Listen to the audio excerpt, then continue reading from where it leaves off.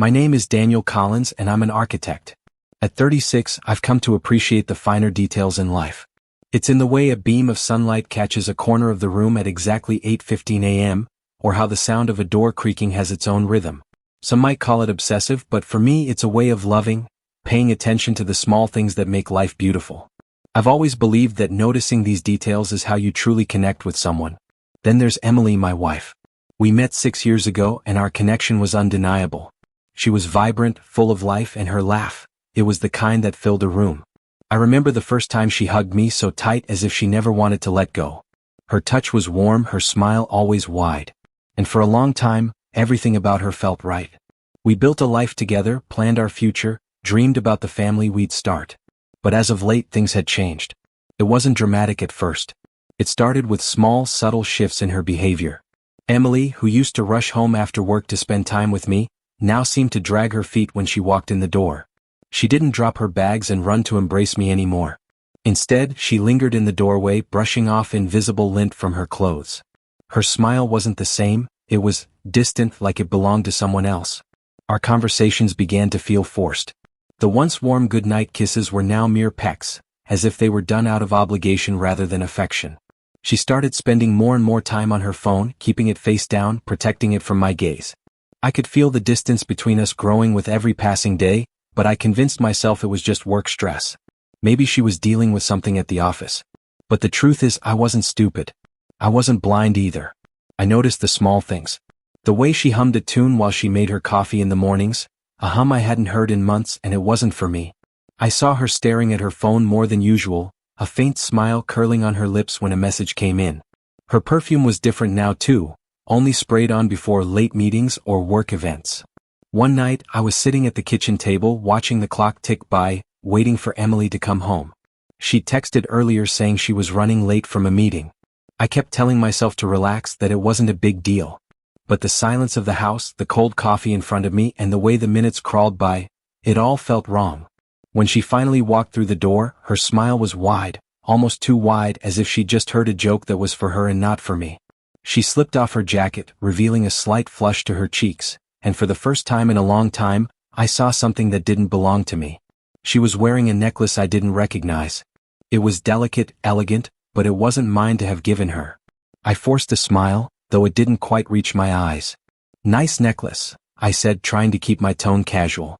She hesitated for just a second, touching the necklace as if she hadn't realized it was there. "All this? Just a gift from work. You know, nothing special." But the way she said it made my chest tighten. I wasn't an idiot. I knew what was happening. The laughter in her voice wasn't for me. The excitement in her eyes wasn't for me. And that necklace, it wasn't for me either. But I didn't confront her yet. I couldn't. I sat there watching her, feeling the weight of the silence between us. Her phone buzzed, and without thinking, I glanced at the screen. The name Chris flashed across it. My heart skipped a beat. She quickly glanced down, swiping it away with a flick of her finger, but I had already seen enough. The message preview read, "Can't stop thinking about you."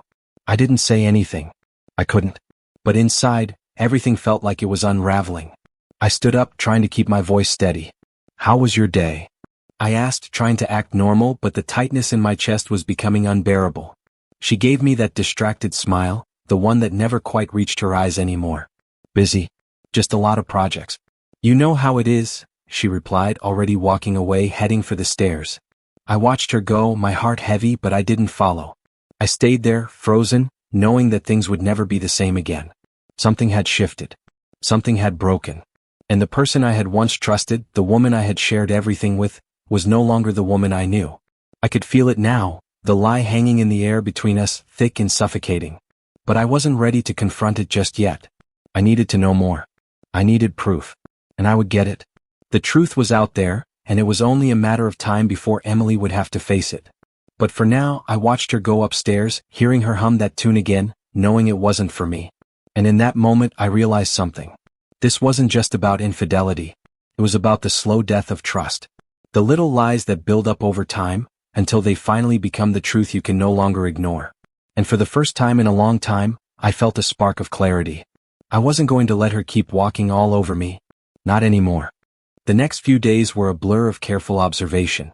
Emily's behavior became more erratic, But she wasn't doing anything that would raise suspicion if you didn't know what to look for. She would return home later and later, always with an excuse ready, another work meeting, another urgent project. She became distant, the same smile she gave me each night feeling more like a mask than a reflection of her true feelings. I tried to keep my composure. I didn't want to believe that my worst fears were coming true. I couldn't accept that the woman I married, the woman I had built a life with, was slipping away from me. Yet every time she came home late or seemed to be working with someone else, I could feel the knot in my stomach tightening.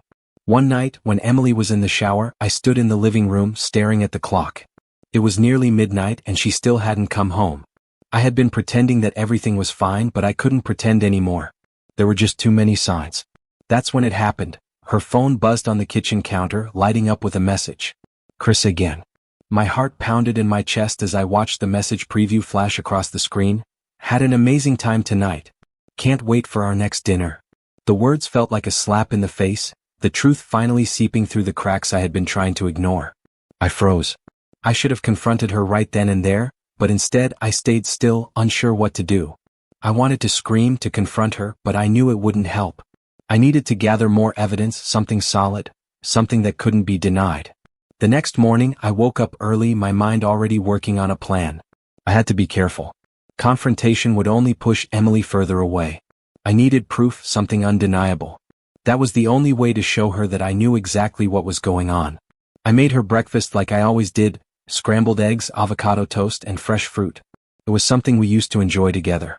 But this morning, Emily barely glanced at it before grabbing only her coffee and rushing out the door with a kiss on the cheek, not on the lips. It was the first time in months that she hadn't kissed me properly. That kiss felt like a stranger brushing past me. Have a good day, I said, keeping my voice level. She didn't respond. She was already out the door, the faint hum of her footsteps disappearing down the hall. And that was when I made up my mind. I wasn't going to sit back and let this continue.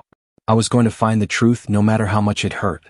I drove to the restaurant where Emily had mentioned her team often gathered for work events. I called ahead to speak with Jeff, an old friend of mine who worked there. He picked up right away, his voice friendly, but I could tell he was concerned. Hey Jeff. It's been a while, I said, trying to sound casual. Daniel. How's everything? Jeff replied. I need a favor, I said, my voice dropping slightly. I think Emily has been seeing someone from work.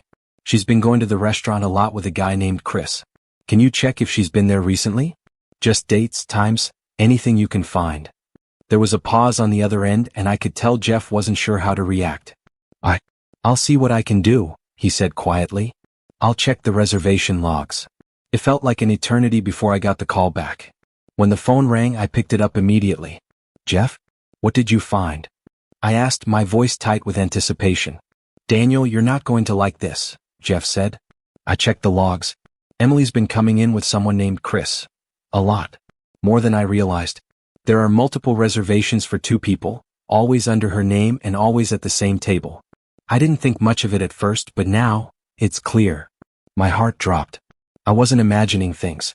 Emily had been meeting Chris here at this restaurant multiple times. The confirmation stung more than I expected. But it wasn't enough. I needed more.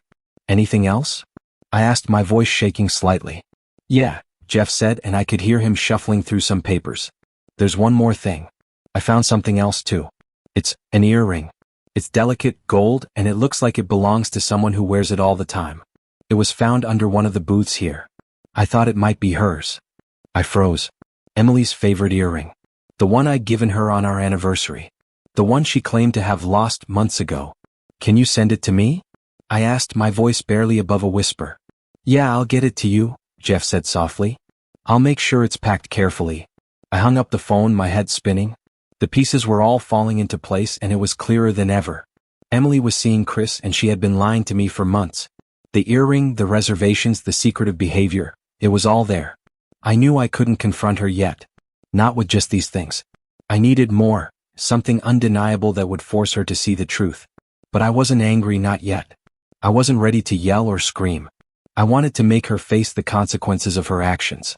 I wanted her to understand the depth of the betrayal she had committed, and I was going to make sure she couldn't run from it. I sat in silence, thinking about the next steps. There was a plan forming, clear and precise, one that didn't involve accusations or wild gestures. It was going to be calculated, methodical. The truth would meet her head-on, and when it did, she would have no choice but to face it. But for now I waited. The earring would come, and with it the final piece of the puzzle. Then the truth would be laid out in front of her. The days dragged on. Each morning I woke up early, watched Emily rush out the door without so much as a proper goodbye, and then I waited. I waited for the final pieces of my plan to fall into place. But with each passing day, the knot in my stomach tightened, and the reality of what I was about to confront became clearer. I received the package from Jeff 3 days later. The earring was carefully wrapped in tissue paper, and I held it in my hand like it was the most fragile thing I had ever touched. It wasn't just an earring, it was proof. Proof of Emily's betrayal, proof that everything I had suspected was true. This wasn't a mistake. This wasn't a misunderstanding. She had been seeing someone else. I stared at the earring for a long time, the weight of it in my palm growing heavier with every second. My mind replayed every moment of our marriage, every laugh, every promise, every moment of love we had shared. It felt like everything had been shattered in an instant. But I wasn't angry, not yet. I was still focused. I had a plan, and I wasn't going to let emotions cloud my judgment. I needed to handle this carefully, with precision, because what was coming next would change everything. That evening, Emily came home later than usual, just as I expected. She walked in with that same bright smile, the one that wasn't meant for me. She was wearing a tight black dress, something she never wore around the house. It was as if she had been out, enjoying herself, while I sat here, waiting for the inevitable. "Hey," I said, keeping my voice calm. "How was your day?" She looked at me, slightly surprised, as if she had forgotten I was even home. "Busy," she replied, brushing her hair back. "A lot of work stuff." I nodded, though I knew the truth. She had been with him, Chris. She'd been with him while I had been here, trying to keep the illusion of our life intact. "I made dinner," I said, not wanting to let the silence linger. "Grilled chicken, vegetables, the usual." Emily gave a half smile, but it didn't reach her eyes. "I'm not really hungry," she said quickly. "I'll grab something later." I didn't press. There was no point in trying to engage with her anymore. The person sitting across from me wasn't the woman I had fallen in love with. She had already made her choice. I waited until the evening wound down, until Emily had gone upstairs to get ready for bed. I knew she'd be in the shower soon, just like she always was before bed. I sat on the couch, waiting, the earring burning a hole in my pocket. This was it. I had everything I needed. When I heard the sound of water running upstairs, I took a deep breath. I had rehearsed this in my head 1,000 times, but now that the moment was here, my heart pounded in my chest. Slowly, I walked over to the dining table and placed the earring on the surface. It caught the light, shining mockingly. A few minutes later, Emily came downstairs, wrapped in a towel, her hair wet from the shower.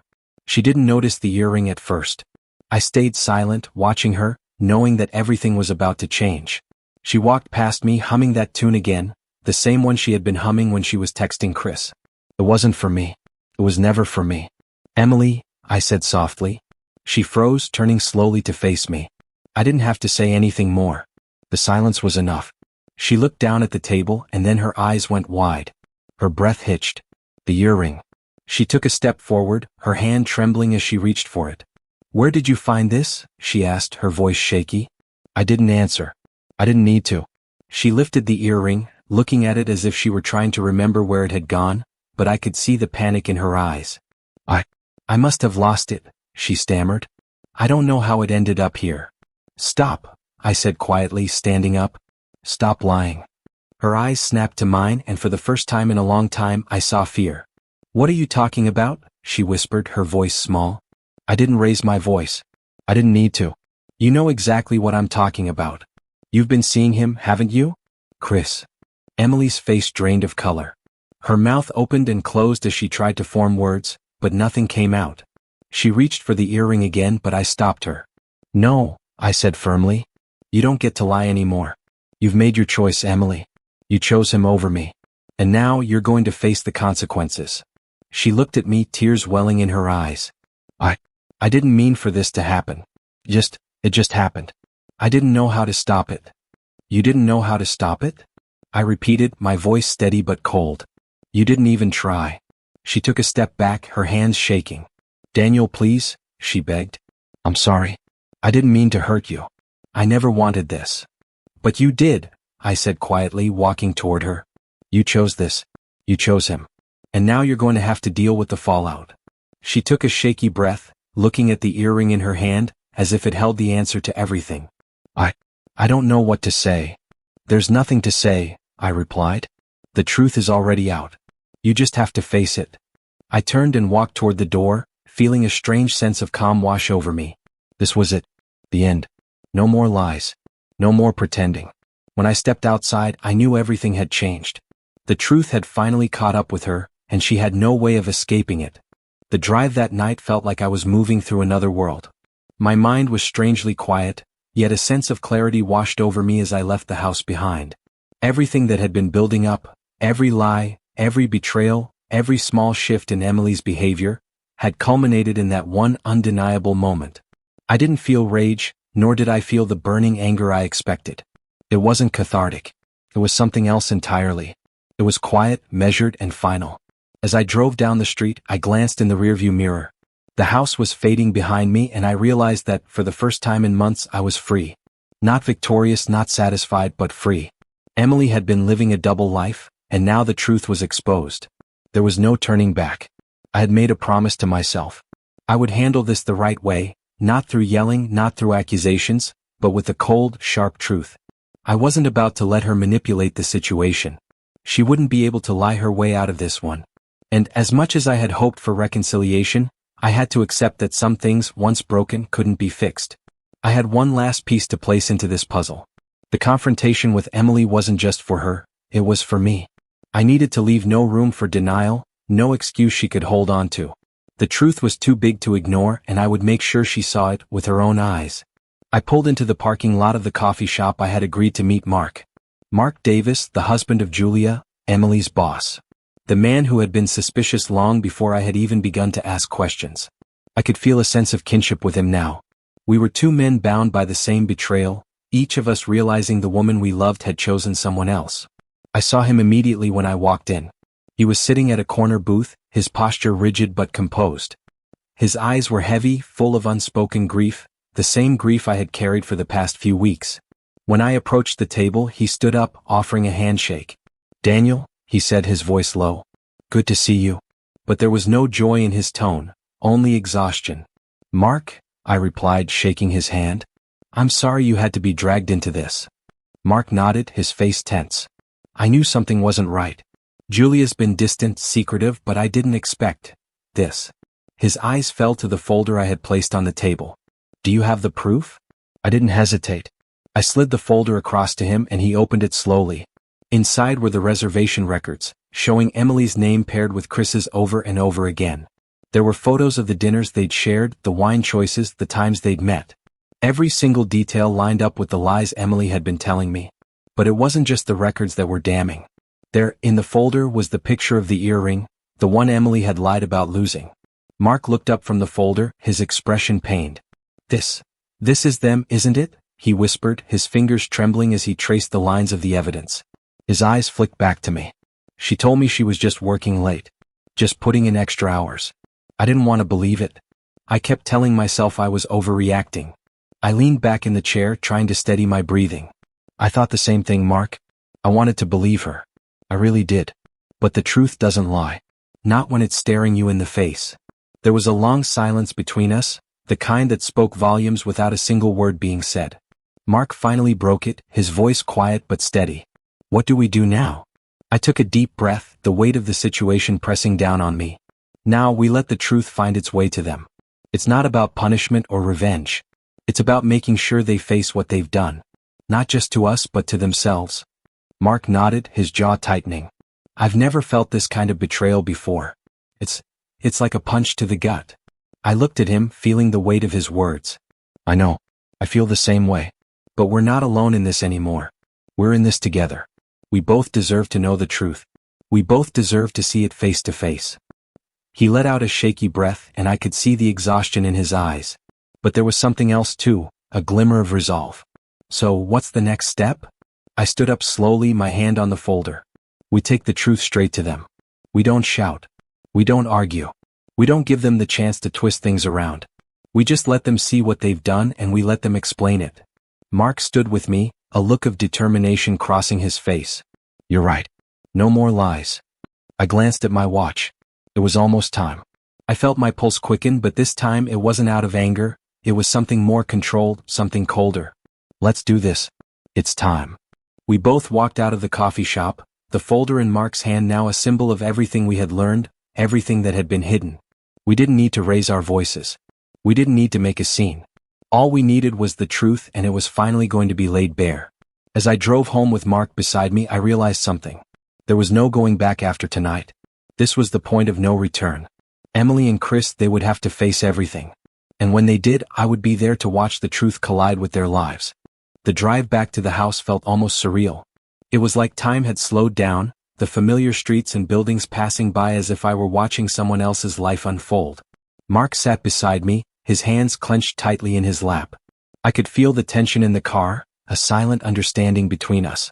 We were both walking into a storm, but this time, we were armed with the truth.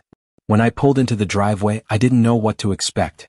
Emily's car was parked in its usual spot, but everything about the house felt different now. The warmth, the comfort, the familiarity, it all seemed so distant, like I was about to enter a foreign place. A place where trust had been shattered, and no matter what happened, it could never be the same again. Mark and I stepped out of the car in unspoken agreement. We both knew what had to be done. There was no point in delaying it any longer. The truth was already waiting at the doorstep, and we weren't going to hide from it. We walked up the front steps and I paused at the door. I could hear movement inside. Emily must have been upstairs. She hadn't expected me to come home so soon, and certainly hadn't expected me to bring Mark along with me. With a deep breath, I pushed open the door and stepped inside. Mark followed closely behind. The house was silent, save for the soft hum of the refrigerator and the distant sound of water running upstairs. It was almost as if the house was holding its breath, waiting for the inevitable. I walked to the living room, the place where we had shared countless evenings together. The couch where we used to sit, laughing, talking about everything and nothing at all. It seemed so distant now, like a lifetime ago. Emily came downstairs, wrapped in her usual robe, her hair still damp from the shower. She stopped in her tracks when she saw us standing there, her expression shifting from confusion to realization. Her eyes darted between Mark and me, and for the first time in a long time, I saw fear in them. Real fear. She hadn't been able to hide it this time. "Daniel, what's going on?" she asked, her voice trembling slightly. I didn't answer right away. I just stood there watching her, feeling a strange mix of sadness and relief. This was it. The moment where everything changed. There would be no more pretending, no more games. Mark spoke up before I could say anything. "Emily, we both know what's been going on," he said quietly, his voice calm but firm. "This isn't just about your affair with Chris anymore. This is about the lies, the betrayal, and everything you've kept hidden." Emily's face turned pale, her breath catching in her throat. She took a step back, clearly trying to process what was happening. "What are you talking about? What's this about?" she stammered. I reached into my jacket pocket and pulled out the folder, the same folder that had revealed the truth to me. I placed it on the table between us, my fingers steady as I slid it across to her. "You don't need to ask. It's all right here. The reservations, the messages, the dinners you've had with Chris. You're not fooling anyone anymore, Emily." She froze as her eyes fell on the folder. For a long moment she didn't say anything. I could see her hands trembling, her body stiffening with the realization of what was coming. Mark's voice cut through the silence again. "You think we didn't notice? You think we couldn't see the signs? This has gone on long enough." Emily's breath came in shallow gasps, and she took a step toward the table, her hands shaking as she reached for the folder. She opened it slowly, and as she flipped through the pages, her face twisted with disbelief. This isn't real," she muttered, her voice barely a whisper. But she knew. She knew it was real. I watched her, my heart heavy but steady. There was no more pretending now. She couldn't lie her way out of this. The truth had already been laid bare before her, and there was no way to run from it. "I didn't mean for this to happen," she said, her voice cracking. "I never meant to hurt you, Daniel. I was confused. I thought I could handle it. But I—" "Stop," I interrupted, my voice firm. "No more excuses. You made a choice, Emily. You chose him over me. You chose lies over trust." Her eyes welled with tears, but I didn't flinch. "I loved you," I continued, my tone unwavering. "I trusted you. But the woman I married, the woman I thought I knew, she's not here anymore." Mark stepped forward, his presence steady and strong beside me. "You can't hide behind your excuses anymore," he said. "The truth is here, and you're going to have to face it." Emily's sobs were quiet at first, but they grew louder as she sank into the chair, burying her face in her hands. She was broken, but I couldn't bring myself to feel sorry for her. Not anymore. I looked at Mark and we shared a brief, unspoken moment of understanding. We both knew that this wasn't the end of everything, but it was the beginning of something new. We had both been betrayed, but now we had control over how this chapter would end. "I'm done," I said quietly, my voice almost a whisper. "I don't need to hear more. There's nothing left for us to say." Emily didn't respond, her body trembling as she cried silently in the corner. I didn't look back. I didn't need to. Mark and I walked out of the house together, the sound of Emily's sobs trailing behind us. As I stepped outside, the cool night air hit my face, and for the first time in a long time I felt free. It wasn't a feeling of victory. It wasn't the satisfaction of getting back at her. It was something much deeper. Something that had been buried under layers of pain and betrayal. Something that felt like letting go. And as we drove away, I knew that I was leaving behind a version of myself that no longer existed. A man who had trusted without question, who had loved with all his heart, and who had believed that the woman he married was the person she showed him to be. But now I was walking into a new chapter, one where the truth would no longer be hidden in shadows. It was time to let go of the past. And with that, I finally felt the weight lift from my shoulders.